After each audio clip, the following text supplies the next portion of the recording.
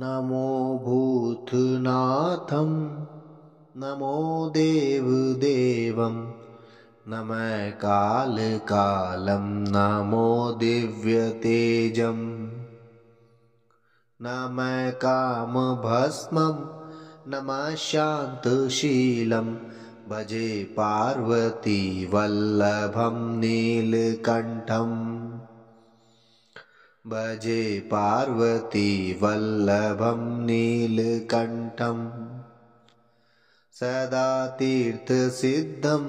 सदा भक्तरक्षं सदा सेव्यपूजं सदा शुभ्रभस्मं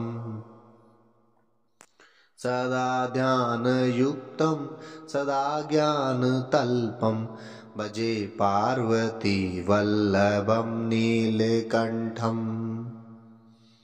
भजे पार्वती वल्लभं नीलकण्ठम्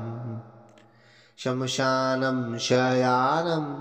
महास्थानवासं शरीरं गजानां सदा चर्मवेष्टम् पिशाचं निशोचं पशूनां प्रतिष्ठं भजे पार्वती वल्लभं नीलकण्ठम् भजे पार्वती वल्लभं नीलकण्ठम् फणिनागकण्ठे भुजङ्गाद्यनेकं गले रुण्डमालं महावीरशूरम् कटिव्याघ्रचर्मं चिताभस्मलेपं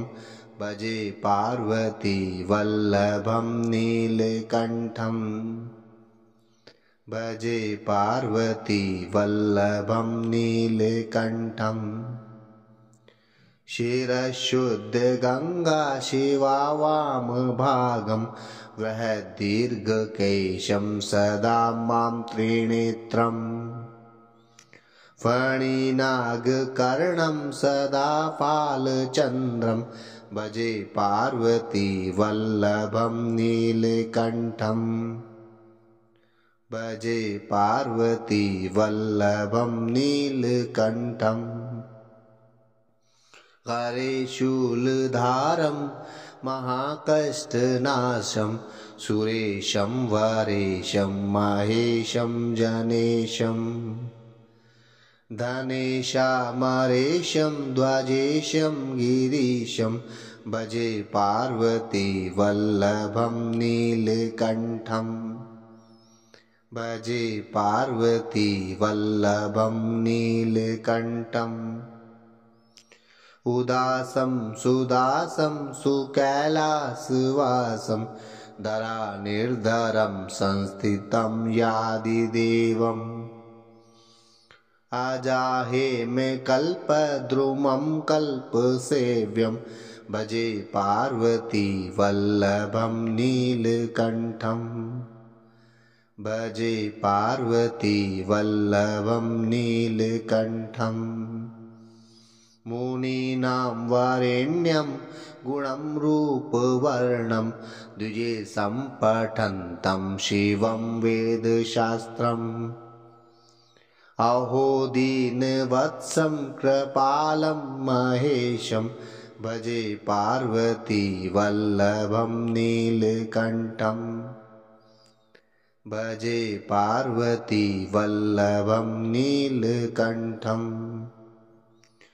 सदा भावनाथं सदा सेव्यमानं सदा भक्तिदेवं सदा पूज्यमानम्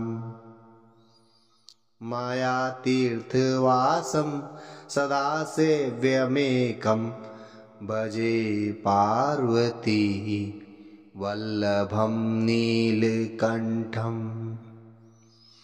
भजे पार्वती